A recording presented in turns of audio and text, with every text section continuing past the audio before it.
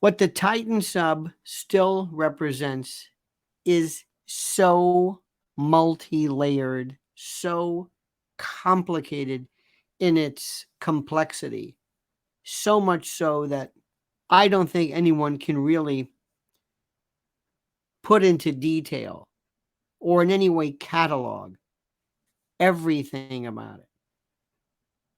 As a kind of as an analyst, so to speak, an observer, and I am taken aback or amazed, I should say, not taken aback, by how the story does not go away and how people are incredibly just fixated on this. The recovery team, the stories of the recovery team are just horrible. We'll talk about this and how this fits into the mosaic of what's going on right now. But before we begin, let me ask you, please, as usual, to like this video, subscribe to the channel, hit that little bell so you're notified of live streams and new videos. And don't forget, especially as our great national birthday, July 4th. And by the way, how many countries have a July 4th? All of them. In any event, as it looms, our dear friends, our sponsors at mypillow.com are here to provide some of the greatest deals available in celebration of our republic's founding. So go to mypillow.com/Lionel or promo code Lionel, and you will be absolutely overwhelmed by what is available. Just look, for example, just look at the pillow, the Giza Elegance pillow sale going on. How about the 4-pack special from My Pillow 2.0? Look, I can go on, and I'm not. I'll let them do it. They're much better. MyPillow.com, promo code Lionel, mypillow.com/Lionel. This week it was really something to see the leader of the search team, I guess, not even the recovery team, but the search team, that discovered the remains of the doomed, imploded Titan submersible, not submarine. And during the course, this Ed Cassano was moved to tears. He said that after it was June 18th, think about that, June 18th, after the disappearance, his company was brought in for the search and rescue. Well, and he said that we were always conscious of the crew of the Titan. Plain and simple, we were focused on rescue. And they deployed, apparently, what is an ROV, a remotely operated vehicle, the Odysseus 6K.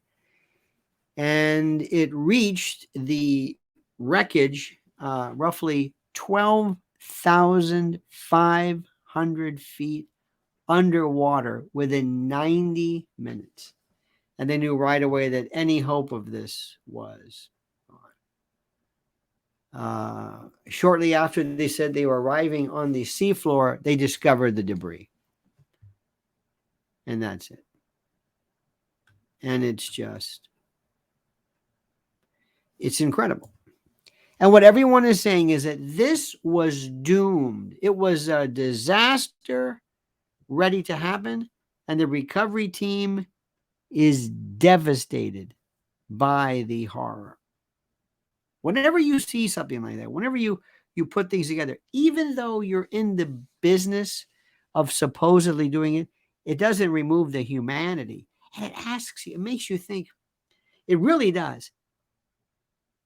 When we talk about life and what is life and God and that which is presented to us, we really have to ask ourselves, when we, in essence, throw it away through what amounts to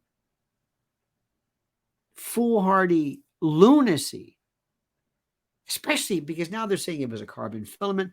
There were 3 sources of problems: the carbon filament, titanium, and plexiglass or whatever. You can't have multiple materials, and a porthole provides the perfect pressure point and disaster locus for these types of problems. In fact, they said one of the reasons why you don't see a submarine with a porthole is because of this. A porthole that doesn't even work. You can't see. They had cameras on the side. And when you, I don't know how many times you've seen the David Pogue thing, but when you see the CEO's rather cavalier attitude, like, yeah, well, you look, if you're going to have to worry about the rules and regulations, you're going to have to, it slows you down. And it was ghoulish, the horrible, terrible, brutal irony of what he is saying proves to be almost their doom. It was a prescription for their doom. And everybody says this was a disaster waiting to happen. Absolutely waiting for that moment, waiting to happen. And it's something that is so incredible and so, I don't know what the word is. And I'm still trying to figure out in my own way this notion of how people were so shocked by this. There is an endless litany of news and stories about basically something which is, for all practical purposes, over with. But it's a combination of a lot of thoughts. Daring do is one thing. Thrill seekers. Are you sure about that? Thrill seekers. And people who how you can believe. It's why people do drugs. It's why people do a lot of things. When you walk into something and you say, oh, this is interesting. Well, these people must know what they're doing because, after all, they've done this before. Do you know that the OceanGate site is still up? Or it was yesterday. Announcing. In fact, let me just, always to make sure, announcing trips for next year. It's the most incredible. OceanGate Expedition. You're invited to dive with us. Yep, there it is. Upcoming events, upcoming expeditions. OceanGateExpeditions.com. I thought you have got Azores Expedition. Explore hydrothermal vents. Now, could this be, in essence, just oversight? Somebody didn't think to take it down, or could there be something this detached from reality? Something this devoid of thought. This fascinates me. Who are the people who were involved in this? I don't know. These are the things. In any event. We're not going to see the end of this. And watch what happens. And here's the deal. And this is the most important. And this is a very, very libertarian question, dare I say. We know somebody who went and, after a period of apparently depression, went and killed herself, went to a foreign country and paid for some euthanasia proceeding and killed herself, basically committed suicide. And I'm not arguing right or wrong. And people said, well, it's her right. And you know what? I would tend to agree. If you want to do something that is, for all practical purposes, just crazy, scary, whatever it is, being an astronaut, oh, no, that's heroic. Okay, maybe. Putting people in harm's way through war, circus performers, boxers, going into being a boxer, going into being a professional football player today. Let me tell you something. The number of people that you're going to see, the number of quarterbacks and players, they're going to be drooling in their oatmeal one day. You're going to be shocked. But the question is, should they be able to do this?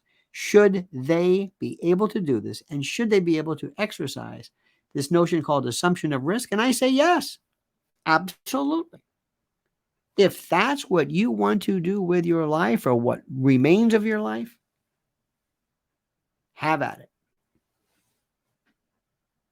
But be prepared for the consequences. And, minor kids, that's a whole nother story too.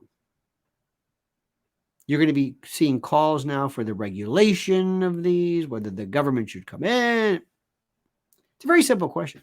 This is your life. I believe you are able to do with it what you want. And there are many, many people who say that their life is fulfilled by doing things which are, for all practical purposes, dangerous. I jumped out of an airplane twice. Tandem once in AFF level 1, the second one. And I'm telling you, those vibes, that adrenaline rush is incomprehensible. Once I know I could feel like that, it forever changes you. It's like the way people describe drugs, and not drugs, but acid and things like that. So I don't think you should ever have the government be able to say, no, you can't do this. But look at how people who have to clean up after your daring do, look how they respond. We'll be talking more about this. Thanks for watching. Please like the video, subscribe to the channel, hit the bell so you're notified of live streams and new videos. Don't forget our sponsor with plenty of July 4th and 4th of July sales and specials coming up. MyPillow.com, promo code Lionel. Until then, my friends, and by the way, the link's here on the description. And until then, remember this, as we always say, comment as you see fit.